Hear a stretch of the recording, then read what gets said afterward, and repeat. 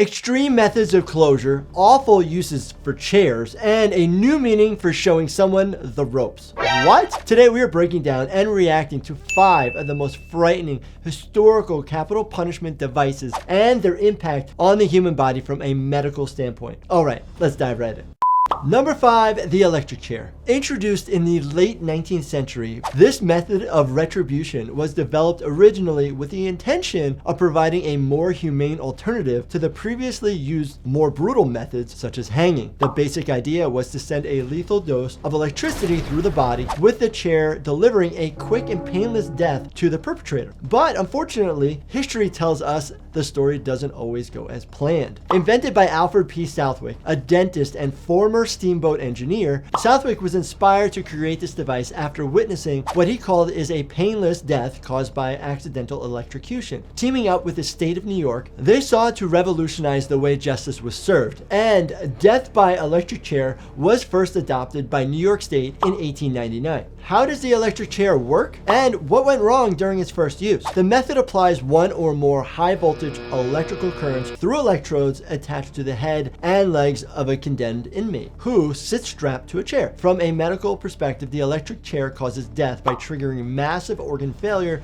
and catastrophic tissue damage due to the high voltage of electricity coursing through the body. Initially, a strong first jolt is supposed to render the person unconscious and stop the heart, brain, and lungs quickly. However, additional shocks are often necessary to ensure death, a process that has not always been as seamless or as instantaneous as intended. Sometimes smoke and even flames rising from the skin and bodies of the condemned have painted a pretty gruesome picture of these supposed humane executions. As of 2024, the electric chair as an option for execution are the US states of Alabama, Arkansas, Florida, Kentucky, and Tennessee in certain circumstances.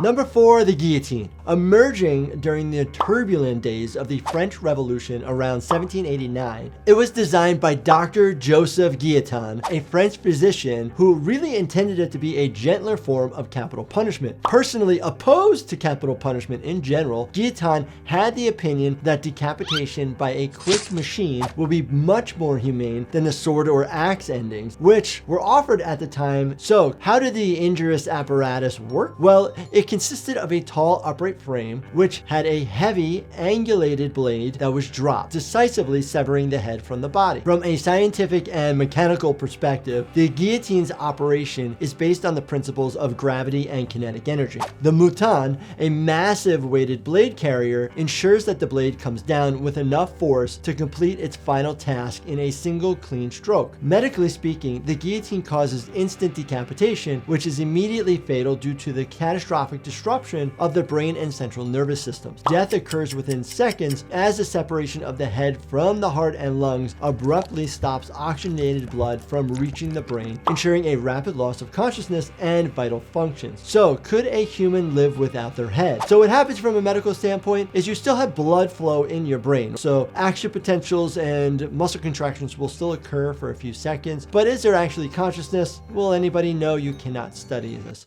Number 3, hanging. This form of capital punishment has been widely used throughout history, from ancient civilizations under Roman law and even more modern times, such as in countries like Japan, India, Malaysia, among others. But what is the thinking behind it? Put simply, it involves the suspension of a person by a noose around the neck. This formidable contraption utilizes the individual's own body weight to induce death. In fact, the mechanism behind hanging is both grim and, unfortunately, pretty scientifically precise. It primarily revolves around 2 fatal outcomes: a cervical fracture or asphyxiation, depending on the length of the drop. In a standard drop, or long drop as it's called, the distance that the condemned falls is calculated to break the neck swiftly, causing instantaneous unconsciousness and rapid death through spinal cord injury. In cases where the drop is shorter, however, death may result more more slowly from strangulation, where the airflow is cut off, this leading to hypoxia and eventually cardiac arrest. Medically, the impact of hanging on the human body is severe. A long drop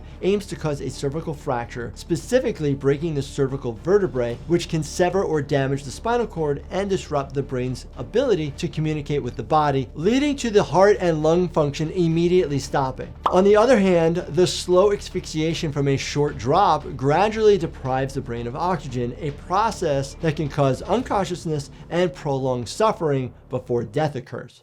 Number 2, the gas chamber. Although many believe the origin of this unprecedented invention came out of World War II Germany, the lethal chamber was originally thought up and developed 16 years before then. In fact, it was here in the United States in the early 1920s where Nevada was the first state to adopt this method. And the innovators who concocted this design aimed at minimizing physical pain based on the belief that death by toxic gases would be speedy and less traumatic. But was it a more civilized form of capital punishment, or was it painful for the first prisoners who faced it? This chamber is a method of extreme penalty that operates by confining the condemned individual into a sealed chamber where they are usually strapped to a chair and exposed to lethal toxic gases. The primary mechanism of death is through the inhalation of these gases, leading to fatal internal chemical reactions. In terms of the biological and chemical effects, historically the principal gases used were things such as hydrogen cyanide or cyanogen chloride, and these gases exert their lethal effects by disrupting the body's cellular respiration process, meaning upon inhalation, these gases impede the ability of cells to utilize oxygen, effectively causing asphyxiation at the cellular level. So the victim experiences a sequence of physiological failures leading to unconsciousness and subsequently death. This disruption is both rapid and intense, usually affecting all systems of the body.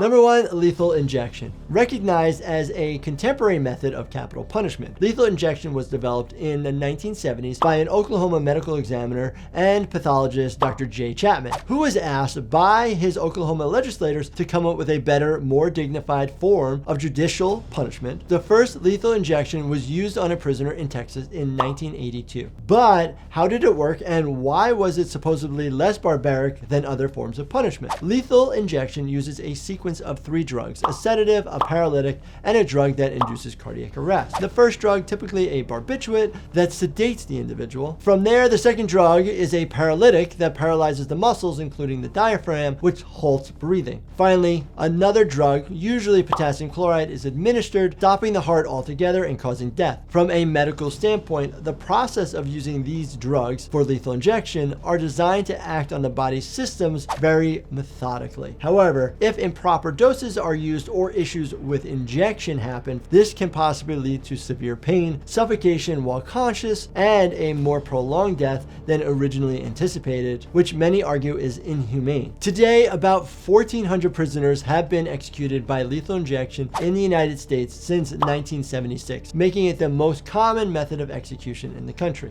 As we continue to debate the place of capital punishment in modern society, hopefully I was able to provide some medical insight on the evolution of these historical practices. If you found this video educational, please check out this playlist right here for other similar videos. And please, of course, do not forget to subscribe and hit that like button for me. Thank you so much for watching, and stay healthy, my friends.